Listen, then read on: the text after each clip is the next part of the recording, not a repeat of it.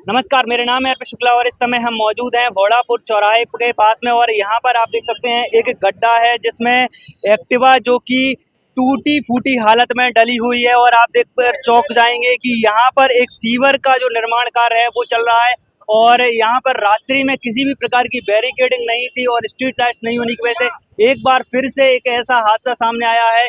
और बड़ा ही दुखद होता है कि किसी भी व्यक्ति की सीवर के चैम्बर में गिरने की वजह से मृत्यु हो जाए, बड़ा ही दर्दनाक है। और अभी से कुछ समय पहले भी एक और ऐसा ही हादसा निकल करके सामने आया था जहां पर एक और युवक की सीवर के चैम्बर में गिरने की वजह से मृत्यु हो गई थी। और यहाँ पर एक बार फिर से वही घटना है, रिपीट हुई है।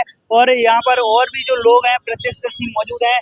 भैया, कब हुआ था आपसे? क्या है ये 12:30 बजे। 12:30 बजे कैसे हुआ था ये घटना? जी सर, मुझे ही मालूम है, मेरे मिलने वाला ये बहन आप ही है। मिलने वाले थे तो क्या संस्थान तो गए? जी मेरे पास, हाँ शांत हो गए। मेरे पास 1:30 बजे फोन आया था। कितने बजे की घटना है? ये है 12 साढ़े 12 की। 12:30 यहाँ पर देख सकते हैं कि जो रात्रि के समय में एक जो बाइक चालक है वो यहाँ पर आते हैं और बड़ा ही दर्दनाक हादसा है यहाँ पर निकल करके सामने आया है। यहाँ पर हमारे साथ कांग्रेस नेता सुनील शर्मा जी भी मौजूद हैं। ये बड़ा हादसा हुआ है, एक बार पहले भी इसी तरह की घटना हो चुकी है। ये पहली घटना नहीं है, पूर्व में भी घटना हो चुकी है और कई दुर्घटनाएं हो चुकी हैं। कई लोगों के हाथ पैर टूट चुके हैं, कईयों के सिर फूट चुके हैं, कईयों की जान पर बनाई आई है। लेकिन ये निकम्मा शासन और प्रशासन लगातार घोर लापरवाही बरत रहा है। आप देखिए कि बीच रोड पे चैम्बर है, चैम्बर के बाद कहीं बैरिकेड्स नहीं थे, रेडियम का कहीं सूचक नहीं था, लाइटें नहीं थी, लाइट अंधकार पड़ा है। तो आखिरकार दुर्घटना का दोषी कौन?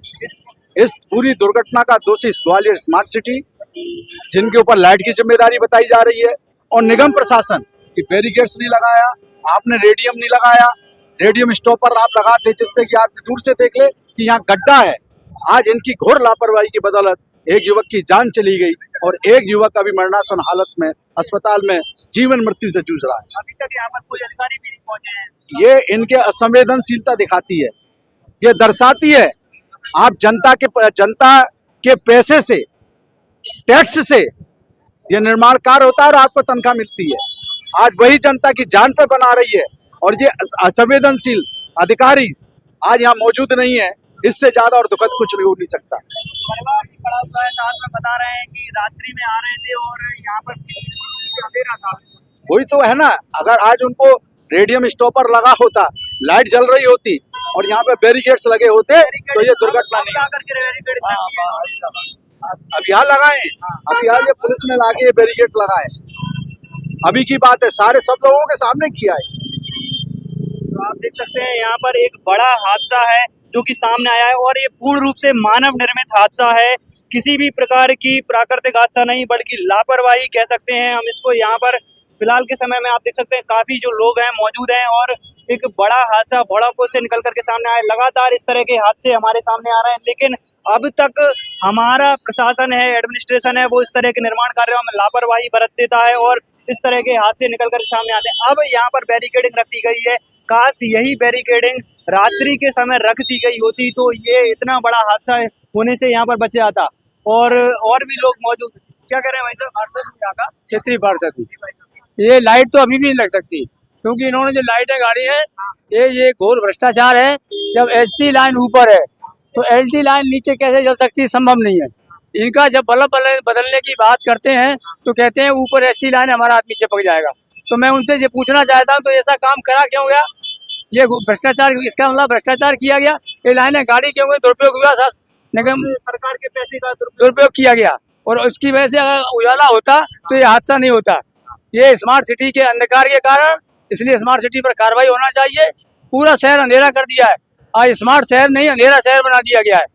बिल्कुल, आप देख सकते हैं यहाँ पर जो लाइट्स लगाए गए हैं, पोल्स लगाए गए हैं, वो हाई टेंशन लाइन के नीचे हैं और इन पर अब निगम के अधिकारी कहते हैं कि वो लाइट्स नहीं लगा सकते और अब इनको शिफ्ट किया जाएगा।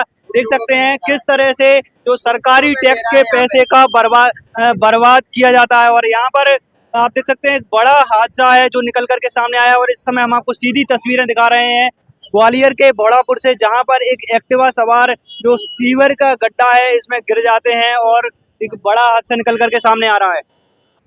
कहीं ना कहीं एक व्यक्ति का, एक युवक का दर्दनाक तरीके से इस तरह के सीवर के गड्ढे में गिर जाना, निर्माण कार्य में लापरवाही होना, और बड़ा ही दुखद होता है जब किसी भी व्यक्ति की इस तरह के कृत्रिम हादसों में मृत्यु हो जाती है और सीधे तौर पर जिम्मेदार इनके जो प्रशासनिक अधिकारी हैं और निर्माणकर्ता एजेंसी हैं। कहीं ना कहीं आप सभी से आग्रह करेंगे इस वीडियो को शेयर जरूर करते जाएं ताकि जो भी जिम्मेदार देख रहे हैं उन तक ये बात पहुंच पाए और ऐसी लापरवाही फिर से नहीं हो पाए। और फिलहाल इस तरह की जो लापरवाही सामने आई इसके ऊपर आपका क्या सूचना, आप अपनी राय जरूर लिखें और बने रहें हमारे साथ ग्वालियर न्यूज़ लाइव पर।